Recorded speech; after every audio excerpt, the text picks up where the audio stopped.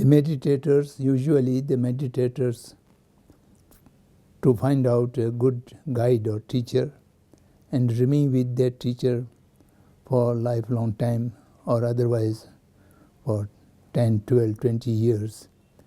And with guidance of that teacher, then each day the meditator does meditation, and whenever there's some hindrance or a problem, they can go to the teacher for guidance. So by that way, people grow into meditation, and the deepest meditation can be achieved. Thereby, the meditation of Buddhist meditation is remained within the close circle of monks who have already given up all worldly engagements or attachments, then live into a monastery or live into the remote places and dedicate throughout life for the meditation. So that is why it was not very popular among the common man. During the early part of the 20th century, one of the Burmese senior monk said that in the modern time, no one will able to devote throughout life for meditation or religious practice. Therefore, we should make some innovation into the meditation system, and he come out with the 10 days meditation course, 12 days and 20 days, 40 days, so that ordinary people, laymen, even the industry workers can find some time out and go to the meditation centers and to take 10 days course, by which they can get a preliminary knowledge, and then in their life, half an hour, 1 hour in the morning can be spent for individual meditation. So this become quite popular. Now it is internationally renowned. The 10 days course is attended by many people.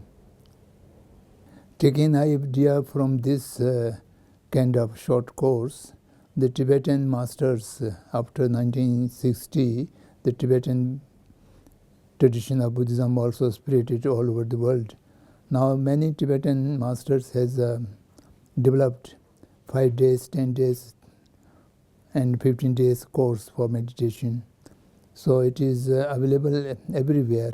So anyone really interested to know how to meditate, then it is better to attend a short course, and thereby basic techniques of meditation can be known, and then thereafter self-practice can be possible.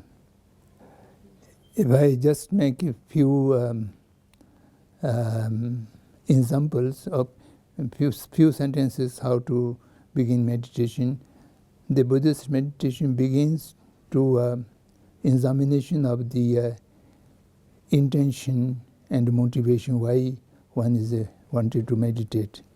So it may be for the worldly benefit, this life's benefit, for health reasons. These are also can meditate for these purposes, but that is not the real sense of meditation in the spiritual realm. For example, in India, there are many industry workers have been sent to the Vipassana 10 days course just in order to increase harmony in the labor force and also increase the efficiency of the work. This can be sometimes considered as a misuse of meditation. Meditation is for the development of inner spirit and evolve a person into the spirituality. The first step is to examine one's intention, and the intention is proper, then they need a determination to practice it as far as possible. The second step is to find a suitable place, environment suitably, quiet and solitude, no disturbance of noise or something like that. to find a good place for meditation, and at the same time to learn the physical discipline, when should take the meals, how much should take the meals, how to be keep body clean, and how things should be surrounding, and how in what posture should we sit for the meditation. These are the preliminary things to learn, and also to decide a time schedule, when and how much time we'll spend for the meditation. Then fourth stage, finally, the postures are decided, and then to make the body fit for meditation, little bit of breathing exercise, pranayama, so that the body is also make fit for the meditation. Thereafter, when enter into the real meditation, the meditation can be classified into two groups. One is contemplative, analytical meditation. The other is concentrative, just concentrate to one object.